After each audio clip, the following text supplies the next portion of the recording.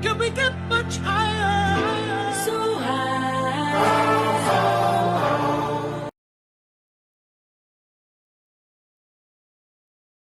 Hello everyone, and welcome back to the Gun Cave, and welcome to my first DXM as well as my first DMT trip report reading. Now, I wanted to do these two things separately originally, but this trip had caught my attention because it was quite interesting and had a pretty interesting start to it, so I figured I would do it. So without further ado, let's hop into it. Gender, male. Weight, 174 pounds. Age, 18. I start out by picking up 2 bottles of CVS Tussin, 300 milligrams of DXM. A guy hits me up outside of the store and is insistent on me giving him a ride. I tell him no, but he's very persistent and feeds me a story about his kids being stuck at daycare. I drive him a couple miles to the drop-off, and then he starts demanding I give him money. I only had $7 and I told him no over and over again, but this fucker was persistent. I finally gave him the money just to get him the hell out of my car. He said he would call me the next day, but I had great doubts. After this, I headed over to pick up a friend of mine, Lewis, from college. We headed back to my place, and it turns out it was Lewis's birthday. I said to him, "The kush is on the house today," and I rolled up a joint. We smoked it and got pretty decently stoned and then surfed the web reading about drugs. After an hour or so, I rolled up another one and smoked it. That's when the DXM started to tempt us. I had only taken DXM once before, and that was at least a year ago. Lewis had never taken it, so we decided to pop some capsules. He took the entire 300 milligram container, and I started with about 120 milligrams. From there, we decided that we would Uber to a friend's house. I brought the DXM along and planned to take the rest of it as the night went on. Our Uber driver was barely literate in English, and his GPS was taking us all over the city. Finally, Lewis uses his GPS to get us to our destination. At this point, we're both starting to feel the DXM quite nicely. Our friend Slater met us at the door with one of his roommates who was going out to buy some alcohol. We chatted for a minute and then headed upstairs to Slater's room. Side note, and this will be important later. I had recently lost my wallet and I had only brought $5 along with me. $5 and a half-empty bottle of DXM capsules. The three of us chatted for a bit, catching up on stories and what's been going on in each other's lives. I took the rest of the DXM, finishing the entire bottle around 2:30 a.m. At one point, Slater mentioned that he had a couple roommates that had DMT. I was impressed, caught off guard, and yet still somewhat skeptical. I didn't really believe it until his roommate Alex came up, who had just recently flipped LSD and MDMA, and he had told us a little bit about it. I'd known about DMT since I was a senior in high school, and always had a curiosity and respectful caution surrounding it. I really didn't think I would ever come into contact with the spirit molecule, at least not this early. Alex acknowledged our curiosity and headed back downstairs.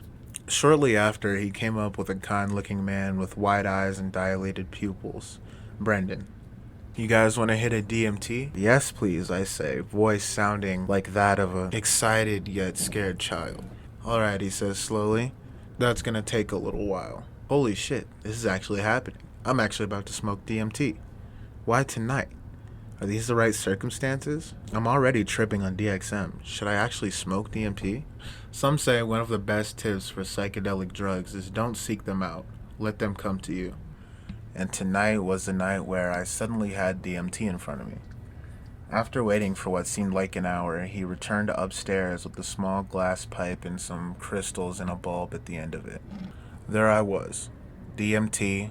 No funny business with sprinkling it in a weed bowl or making some weird contraption. I became very anxious and I started to shake a little, and my heartbeat increased. I couldn't believe it was there in front of me, and I was about to take it. Now, as with just about any drug, there is going to be a cost involved. Brendan was not charging ridiculous prices for DMT at all. $5 a hit, he said. Oh wow, perfect.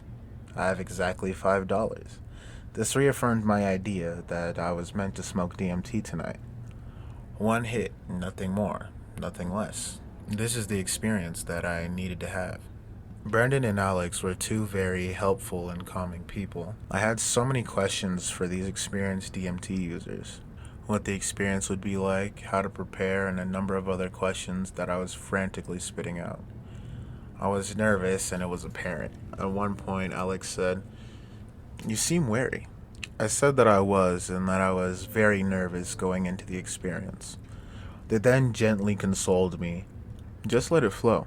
Don't have any expectations. Whatever you get out of this is what you get." These words of wisdom really helped me, though my heart was still beating pretty fast. I couldn't imagine any two other people guiding me through my first DMT experience. The time came to spark the DMT, and Lewis elected to go first. The room became quiet. Even in a large social setting such as this, it was accepted that it must be silent while consuming DMT. Everyone's eyes were on Noah as he held the pipe, and Brendan held the blowtorch close. Lewis inhaled a couple times, getting a small trail of vapor on each inhale. He took quite a few hits and began to shake towards the end. He swayed a little and giggled. This was the first time I had ever seen anyone smoking DMT in person, and it was quite fascinating. Shortly after, Brendan moved the pipe over towards me. "Are you ready?" he asked. I muttered out something and he pulled it back. "You're not ready?"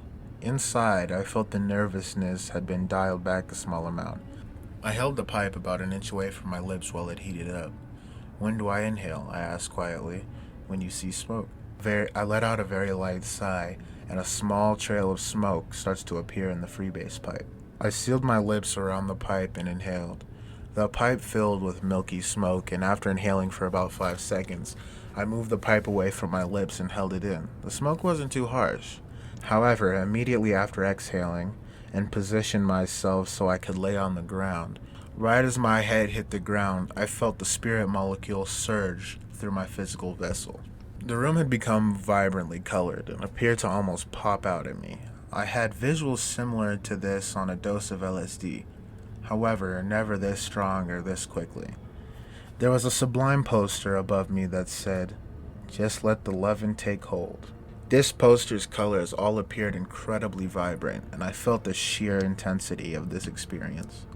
At one point, Lewis just burst into laughter, which began to overwhelm me. I sat up and began frantically asking, "How long will this last?" Everyone said 5 minutes, and this gave me a sense of ease. There was the roommate that I had met at the door, and I was looking around the room for him. I made eye contact with him upstairs, and he just said, "Just relax. Take it easy." This gave me such a sense of security and peace. As I peered around the room, I reeled at this experience. I loved the visual effects this was bringing on, and I kept saying, "I can't believe this is DMT." Then suddenly, all of the anxiousness and all the worry seemed to have just dropped out of my chest.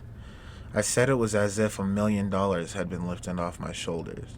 I was no longer shaking or breathing fast. The anxiety and tightness in my chest dissipated, and I suddenly realized that I was in love.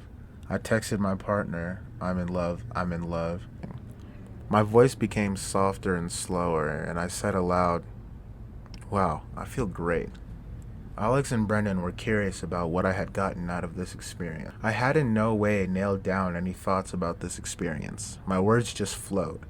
I told them I was so incredibly anxious and worried, and these worries had been completely eliminated and replaced with a profound love. They smiled and talked about how much joy it brought them to see people undergoing this experience. I had been having serious doubts about my relationship prior to this. I had an oddball of anxiety inside me that I couldn't seem to get rid of at all, and had a lot of doubts that just didn't deserve attention. It was kind of an indefinable anxiousness. After this DMT experience, the anxiety appears to have been completely gone. That tightness in my chest and constant push to be doing the right thing was eliminated. I felt amazing after smoking DMT. I asked Brendan for more, however he said that I would have to wait to take any more. At around 3:30 a.m., the Uber pulled back up to Slater's house, and the three of us, Lewis, Slater, and me, all hopped in and rode back to my house. From there, we began one of the biggest smoke downs I've had in a long time. They each took some edibles, and then we packed bowl after bowl of weed and keef in my vaporizer solo.